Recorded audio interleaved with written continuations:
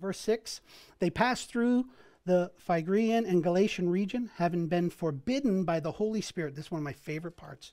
Having been forbidden by the Holy Spirit to speak the word in Asia. And after they came to Mysia, they were trying to go to Bithynia, and the Spirit of Jesus did not permit them. I want you to see that in church planting and in disciple making, there are going to be some real peculiarities. Right? I wanted to go and tell them about Jesus, and the Holy Spirit said no. I want to go over there and do the work of God, and the Spirit of Jesus said no. I want to ask you, when was the last time God told you no? When was the last time you heard God tell you no? And now I want to take you to the rare air of the question. Not when you knew you were going to sin.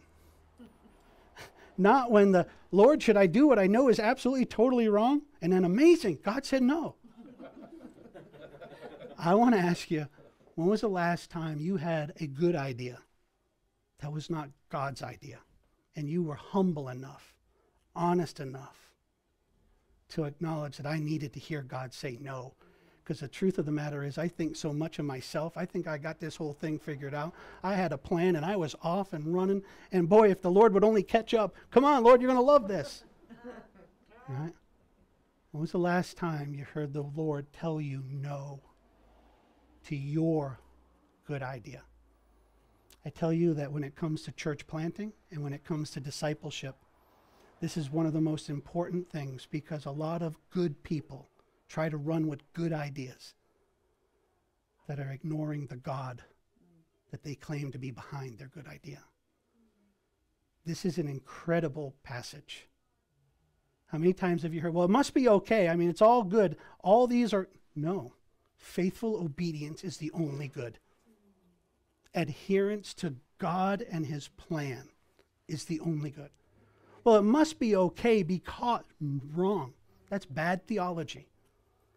I spend an awful lot of time in my world doing deconstruction, having to tear down false edifices, bad beliefs, many of which are built with good intentions, but they're bad. This is one. Well, Pastor, I'm just telling you, we need to do this because... Listen, if at the end of the day the answer isn't because God said so, you need to be very, very, very careful what you do or don't do. This idea that, well, it must be, totally wrong. Listen, if God has a plan for you that involves coming over here, and you're going to be used of him to impact eternity, and it's not very impressive. In fact, there's nothing that's obvious about the eternal at all. But over here, whoo, boy, now this makes sense. And it's got all the ducks in a row. Everybody can tell. I mean, you got to be an idiot not to see it. Where are you going? And I say to you, if you don't start on your face and get down on your knees before God and wait till you hear, you're going to fall into that trap that the devil uses all the time. There can be a time, and often is the case in the church and in discipling, where good becomes the enemy of best. And here we see it. This is so peculiar, but listen to Isaiah 55, verses 8 and 9.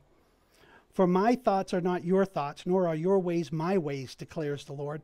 For as the heavens are higher than the earth, so are my ways higher than your ways, and my thoughts higher than your thoughts. I have listed here a whole number of examples. And again, I want to encourage you to go to the notes. There's a banquet here waiting. But in our time now, I just ask you to ask yourself, when was the last time I was honest and humble enough to acknowledge that my good idea was not in line with God's plan? He told me no, and I said thank you. I tell you, as one who has been there, it is such a freeing thing to lay down your hold of the reins and to get behind the one true King.